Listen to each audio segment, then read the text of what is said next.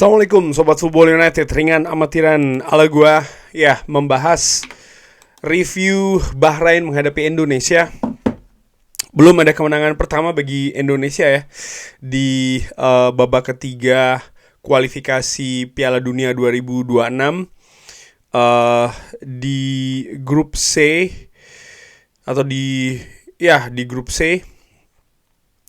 Sebenarnya gimana ya? Wasit itu salah satu faktor besar ya. Wasit di mana ya injury time 90 plus 6, tapi ternyata bisa lebih 3 menit lalu tuan rumah menyamakan kedudukan, di mana pada saat itu Indonesia sedang unggul 1-2. Ini tentu saja jadi banyak kecaman ya, terutama bagi fans Indonesia, dan menurut gue sangat wajar. Yang ya akhirnya menjadi salah satu faktor utama yang menggagalkan kemenangan. Dan ya seperti gue katakan ya, sangat wajar komentar miring dan lain-lain terkait wasit. Tapi gue juga ingin melihat hal lain selain wasit. Bagaimana tim nasional Indonesia juga di menit-menit akhir konsentrasinya lengah nih, sehingga akhirnya gawang dari Martin Pas ini jebol ya untuk kedua kali oleh pemain yang sama yang menjebol gawangnya di babak pertama melalui tendangan bebas yang juga luar biasa, Muhammad Jassim Marhoun. Review mungkin gue mulai dulu dari Max Hilgers, pemain dari FC Twente yang baru saja dinaturalisasi, langsung debut. Malik Rizaldi juga starter di sana. Dan di babak pertama gue menilai Timnas main terburu-buru. Timnas akurasi umpannya jelek ya, sehingga banyak sekali bola itu lepas dengan mudah. Dan Bahrain sendiri tampil dengan sesuatu atau ya rasa percaya diri lah ya, rasa percaya diri yang tinggi. Mereka juga lebih solid. Di babak pertama mereka dominan dari sisi possession, shots pun juga demikian, 11-1, di mana mereka mampu mencetak gol dari bola mati. Bahrain 1-0, gol ya menurut gue istimewa, tendangan bebas dari Bahrain. Tapi setelah gol tersebut, Timnas yang tadinya gue berpikir oke, mereka akan bangkit, tapi ternyata tidak ya. Justru Bahrain yang tampil lebih percaya diri lagi dengan mengandalkan beberapa aksi individu. Indonesia sendiri juga tetap bermain terburu-buru, kesannya tidak rapi, dan ya salah satu hal yang juga sering terjadi tadi adalah salah pengertian di atas lapangan. Pemain Bahrain juga sering nih memenangkan duel, sehingga ya hampir secara keseluruhan mereka menguasai lini tengah dan jalannya pertandingan secara rata-rata di babak pertama. Mereka juga sering memanfaatkan foul yang terlalu mudah ya diberikan oleh wasit menurut gua. Indonesia sendiri situasinya membaik di akhir babak pertama, di mana gue melihat disiplin dari pemain Bahrain ini menurun konsentrasinya, sehingga Orat Mangun mampu menyamakan situasi menjadi 1-1. Ya. Di babak kedua ada pergantian yang dilakukan oleh Shin Tae-yong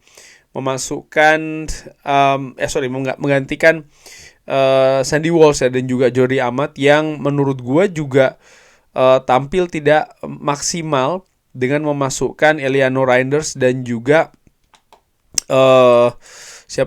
Rizky Ridho. Dan di situ gue juga melihat sebenarnya di awal-awal belum begitu terasa pergantian dilakukan oleh Shin Tae-yong ya. Bahrain seperti di babak pertama mereka lebih sering memenangkan duel. Hanya saja pemain Indonesia periode mereka untuk memperbaiki penampilan di atas lapangan ini lebih cepat dibandingkan di babak pertama, sehingga bahkan mampu mencetak gol ya di menit ke-70-an ini melalui Rafael Struijk. Dan setelahnya tadi gue berpikir ya Indonesia bisa bertahan lebih solid karena tuan rumah pasti akan lebih menyerang dan bisa memanfaatkan serangan-serangan balik counter.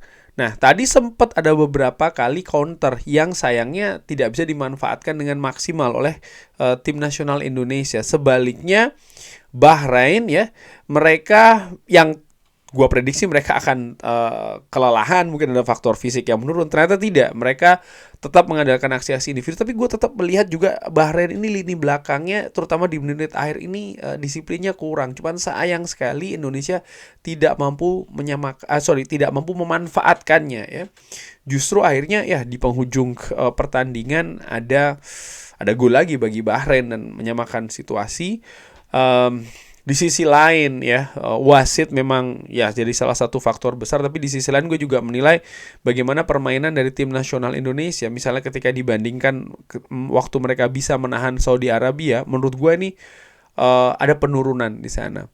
Bahrain sendiri di grup 3 ini kan bukan tim yang apa ya, maksudnya kalibernya tuh masih di bawah Jepang, masih di bawah Australia, masih di bawah Saudi Arabia, tapi Indonesia menurut gue yang memiliki peluang sebenarnya untuk mendapat 3 poin, ya bisa akhirnya harus kuat mendapatkan 1 poin. Disayangkan tapi ya dari sisi permainan menurut gue ada banyak hal yang harus diperbaiki. Gue nggak tahu apakah ada faktor jet lag misalnya ya yang mempengaruhi permainan tim nasional yang menurut gue juga kurang greget di pertandingan tadi. Apakah karena pertandingan away atau seperti apa, ini harus segera diperbaiki supaya ya Indonesia juga bisa segera berbenah ya, memperbaiki situasi. Kemenangan pertama ini masih dinanti dan semoga bisa segera hadir ya. Karena persaingan sekarang ini semakin sengit. Jepang baru saja mengalahkan Saudi Arabia, mereka memimpin dengan nilai 9. Lalu Australia dan Saudi Arabia dengan poin 4 masing-masing ya. 1 kemenangan 1 seri.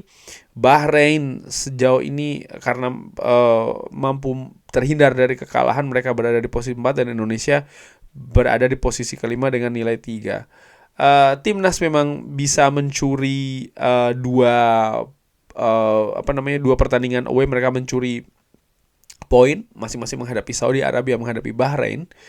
Tapi ya mereka juga tetap harus berbenah karena mereka punya pertandingan di kandang nanti ketika mereka akan menjamu Saudi Arabia dan juga menghadapi Bahrain. Tapi kalau situasi seperti yang tadi ketika menghadapi Bahrain mereka tidak memperbaiki, artinya mereka lebih tenang, tidak terburu-buru, pengertian itu harus solid ya. Mereka harus konsentrasi juga di menit-menit akhir, menit-menit krusial. Kalau ini bisa diperbaiki ya gue optimis sih. Mereka juga harus bermain agresif, semangat ya. Gue optimis mereka bisa mendapatkan poin penuh di Jakarta. Tapi kalau mereka tampil kendor seperti tadi ya peluang mungkin bisa jadi akan berat juga ya. Indonesia sendiri di pertandingan selanjutnya ini nanti akan menghadapi, atau selanjutnya mereka akan menghadapi tim nasional Cina. Mereka akan tandang ke Cina di tanggal 15 Oktober. Ya, semoga kemenangan pertama bisa segera didapatkan. Kurang lebih seperti itu. Terima kasih sudah menyaksikan. Jangan lupa like, share, dan juga subscribe. Wassalamualaikum warahmatullahi wabarakatuh. Thank you.